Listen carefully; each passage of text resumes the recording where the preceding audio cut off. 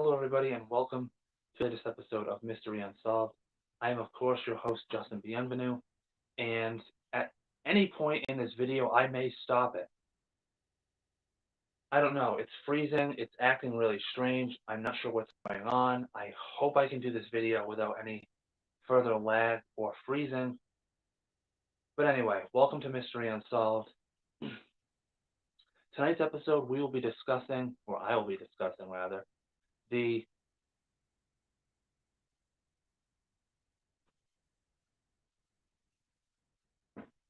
and it's freezing again. Okay, so we're going to have to do this freezing and lagging stuff.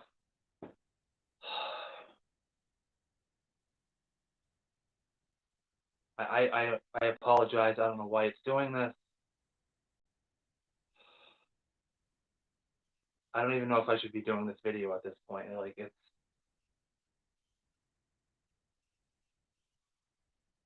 Unfortunately, I can't... I'm not video savvy, so this is all staying in the video if I upload it, unfortunately. But whatever. Alright. So if it gets even worse, I'm just going to stop this video, and not like anyone's going to really care. No one watches this anyway. But alright. Oscar Zeta Acosta is our mystery unsolved topic tonight. Who is Oscar Zeta Acosta, and why is he the topic? Well, he went missing, and he's been presumed dead. The mysterious disappearance of Oscar Zeta Acosta. So that's what we're doing.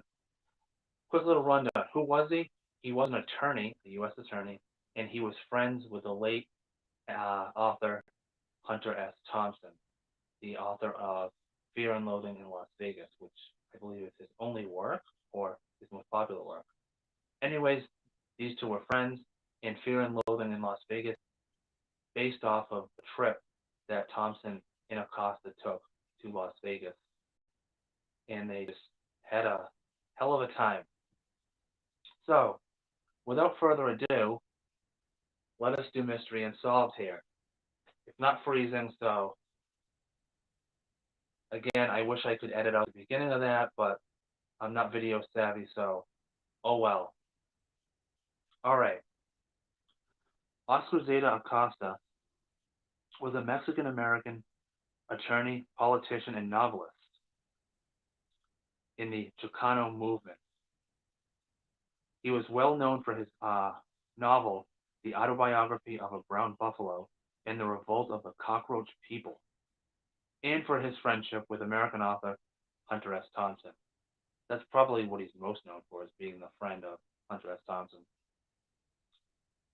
Thompson characterized him as a heavyweight Samoan attorney, Dr. Gonzo, in his 1971 novel, Fear and Loathing in Las Vegas.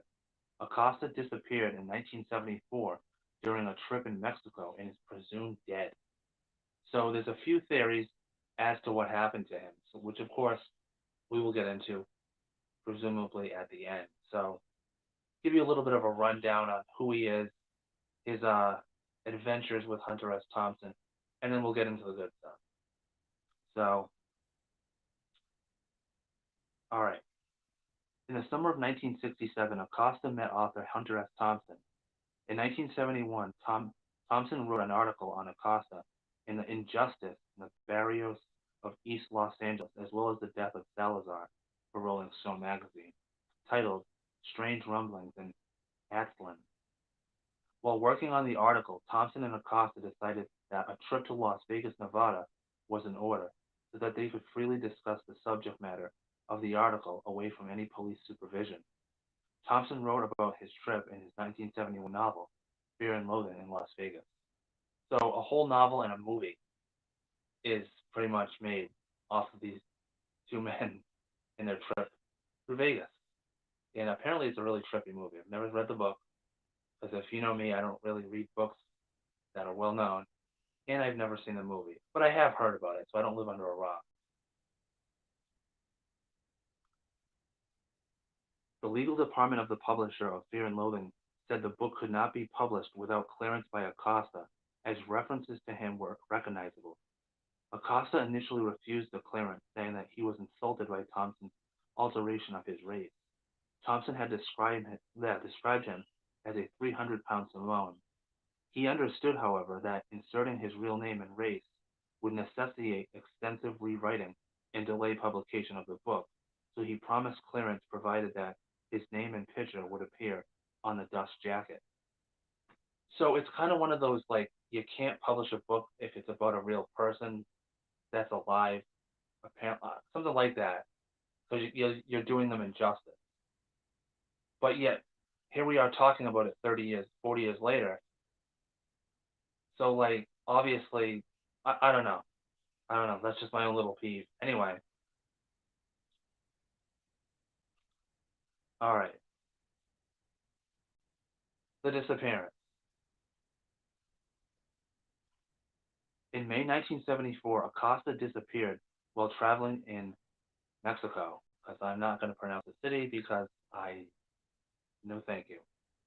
His son Marco Acosta believes that he was the last person to talk to his father. Acosta telephoned his son from Mazatlan, telling him that he was about to board a boat full of white snow. Marco was later quoted in reference to his father's disappearance. The body was never found, but we surmised that probably, knowing the people he was involved with, he ended up mouthing off, getting into a fight, and getting killed. That is one of the theories. In 1977, Thompson's investigation of Acosta's disappearance, titled "The Banshee Screams for Buffalo Meat," was published in Rolling Stone. According to Thompson, Acosta was a powerful attorney and spokesman, but suffered from an addiction to amphetamines and had a predilection for LSD. Thompson wrote that he believed Acosta was either murdered by drug dealers or was the victim of a political assassination. Others have speculated that Acosta overdosed or suffered a nervous breakdown during his trip. So, again, probably not the best topic for me to do a video on, considering I know nothing about the. I've done this before, but the problem here is I feel like without really knowing, without having solid substance, that I can't really say one way or the other here. But again, we're gonna do our best, aren't we? Because we always do. All right. So let's go to the theory, shall we? First of all, I feel like the thing that I'm missing here is like, why should you care about what happened to this man? Well, if you're one of the few people that does watch this, you there's a chance that you probably know more about him than I do. So there's that. Also, I don't know, I mean, if a person goes missing, disappears off the face of the earth, and you don't know why, that's why we're doing this video, because that's why I'm doing this video. I'm referring to myself in the third person like a weirdo. Basically, this guy went missing. I don't know about you, but I'm doing this video because I want to know what happened to him. We got to theorize what happened to him. So that's why we're doing this. And this video sucks already because I'm just talking a bunch of nonsense. But it's all good. It's all in good fun, folks. All right. First theory. The first theory, his son speculated that he was murdered because of the people that he dealt with, that his father dealt with. Because his father was an attorney, and also he was into politics. And if you've seen any of my previous videos, like Jimmy Hoffa and any other person, you know that if they're connected to politics or the mafia, they get off. In this case, he was an attorney and into politics, so obviously he didn't know the right people. The second theory, of course, here is that he suffered from an addiction to amphetamines and LSD. Now, I'm going to actually we're going to separate those two, okay? So the second theory I'm going to say is that he was addicted to amphetamines and he died of a drug overdose. The third theory I'm going to suggest is that he died of an LSD overdose. Yes, to the drug addiction as well, Justin. I'm aware of that. But he could have overdosed on amphetamines. But in the LSD sense, he could have just been tripping for like God knows how long and he could have just wandered off into the woods. He could have wandered off into the water. He could have wandered anywhere and just met his end there.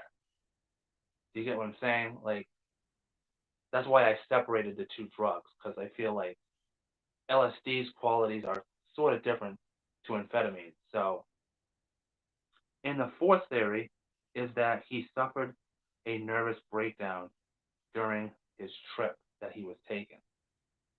Again, could have been the LSD that made this breakdown happen.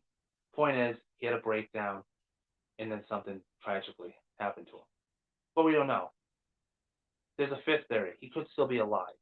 Doubtful, extremely doubtful, not even in the article that I have here. But you have to at least entertain the possibility that the man lived. I mean, heck, we think that Hitler's still alive in South Africa.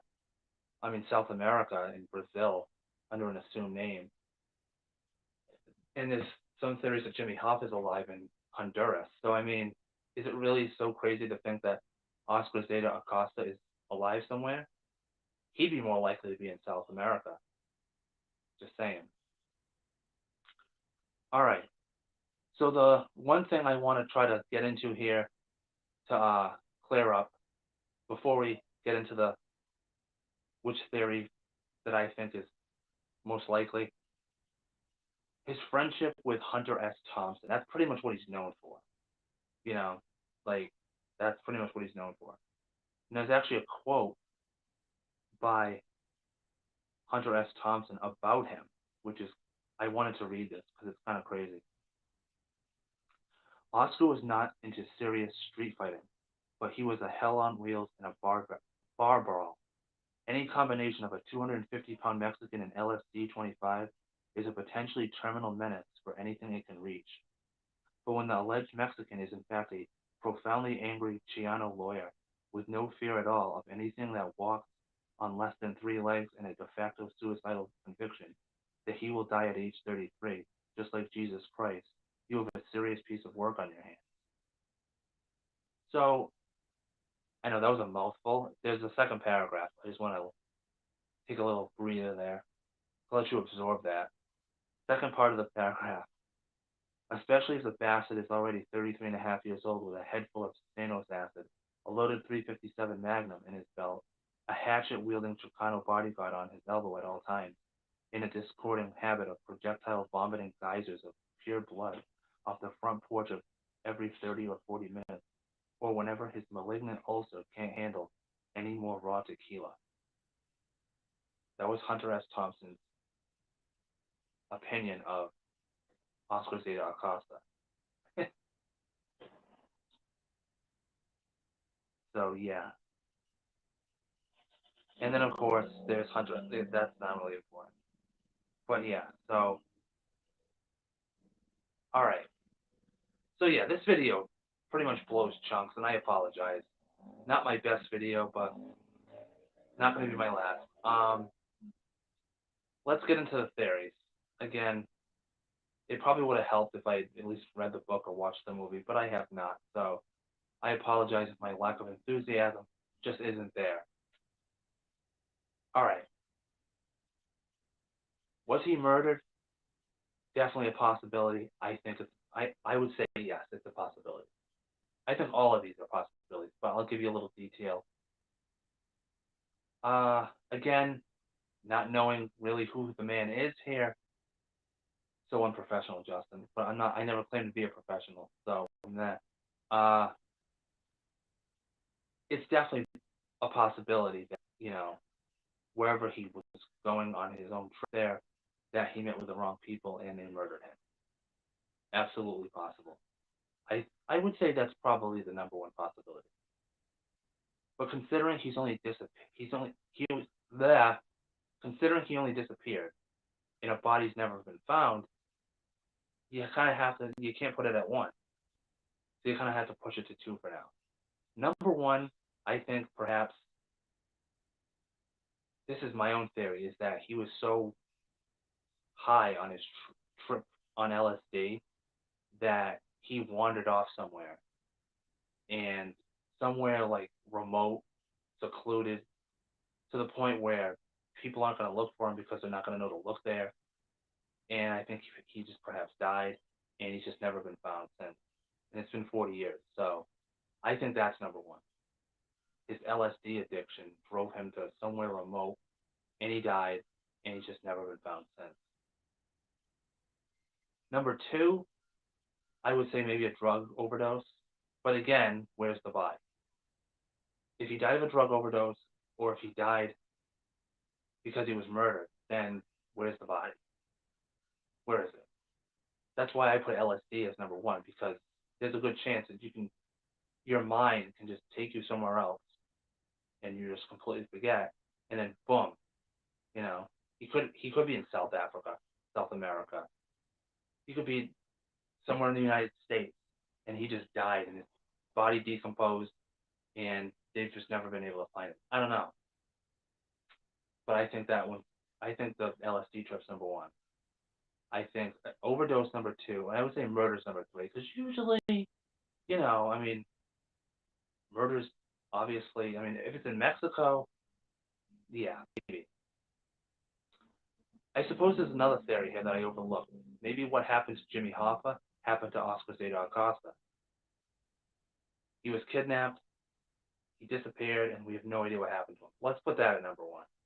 That makes probably the most sense, right? What happened to Jimmy Hoffa perhaps happened to Oscar Zeta Acosta.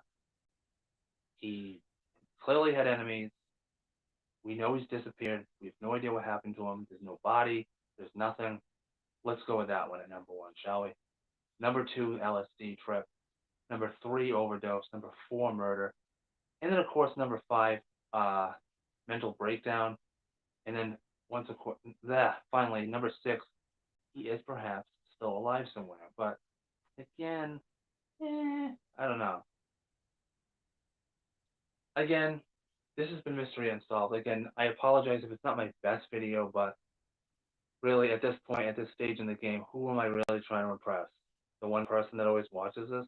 I don't think so. If you did enjoy this video, thank you. Yeah, thank you. I really, again, this has been Mystery Unsolved, the disappearance of Oscar Zeta Acosta. And do stay tuned next week, as I will, of course, be back once again. And in the coming weeks leading up to Halloween, hopefully I believe I will have some creepy episodes. And yeah, so stay tuned for those. And until next week.